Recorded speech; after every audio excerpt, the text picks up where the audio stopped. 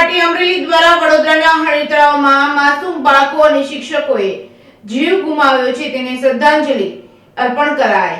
અમરેલીના આમ આદમી પાર્ટી દ્વારા વડોદરાના હણી તળાવમાં માસૂમ બાળકો અને શિક્ષકોએ જીવ ગુમાવ્યો છે તેને શ્રદ્ધાંજલિ અર્પણ કરાઈ હતી। ગુરુવારે ગુજરાતમાં ગમગીની કરતી એક ઘટના વડોદરામાં બની હતી। વડોદરાના હણી તળાવ ખાતે બોટ ઊંધી વળી જવાથી બાળકો તેમજ શિક્ષકો મૃત્યુ પામ્યા હતા। ગુજરાતમાં ગંભીર લાપરવાહીના લીધે બની હતી ઘટનાઓ અટકવાનું નામ નથી લેતી। તંત્ર અનેક ઘટનાઓ બનવા છતાં કોઈ બોધપાઠ લેતું નથી। આ ઘટનામાં મૃત્યુ પામનાર દિવગતોને શ્રદ્ધાંજલિ માટે આમ આદમી પાર્ટી અમરેલી દ્વારા શહીદ સ્મારક રાજકમલ ચોક ખાતે કેન્ડલ માર્ચ કરી શ્રદ્ધાંજલિ આપવામાં આવી હતી। પ્રભુને પ્રાર્થના કરવામાં આવી હતી કે આ ઊંઘતી સરકાર અને તંત્રને જગાડે અને સદબુદ્ધિ આપે જેથી આવતા સમયમાં આવી અવારનવાર બનતી ઘટનાઓ અટકી શકે। Reporting by Jainik Sojitra Amreli.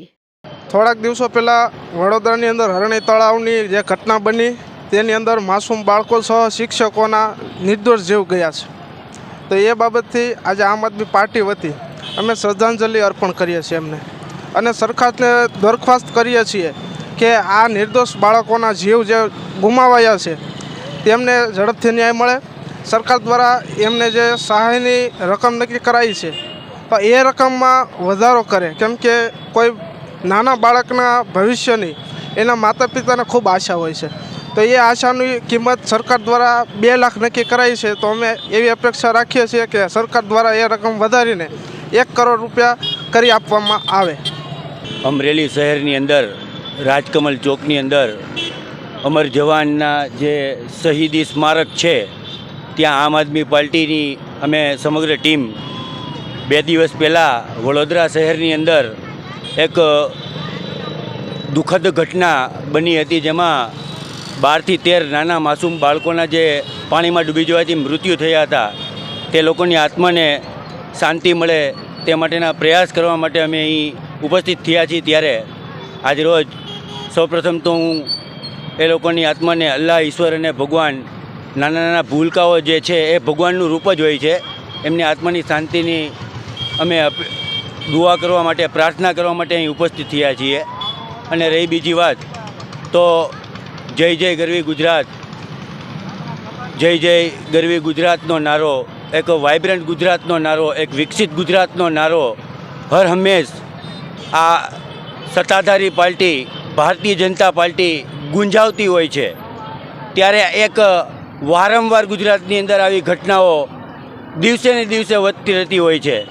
મોરબીના પુલ જે હોનારત જે મોરબીના પુલની અંદર જે થઈ એને હજી વર્ષ સવા વર્ષ જેવો સમય વીત્યો છે, ત્યાં એક પાછી એક આ ઝીલની એક ઘટના જે આપણી સમક્ષ છે, એમાં પણ પ્રશ્ન એને એ જ ઊભો છે કે તમે ટેન્ડરો પાસ કરીને આપી દો છો, એ ટેન્ડરો પાસ કરીને આપી દીધેલા લોકો બીજાઓને ટેન્ડરો આપી દે છે, બીજા ત્રીજાઓને ટેન્ડરો આપી દે છે।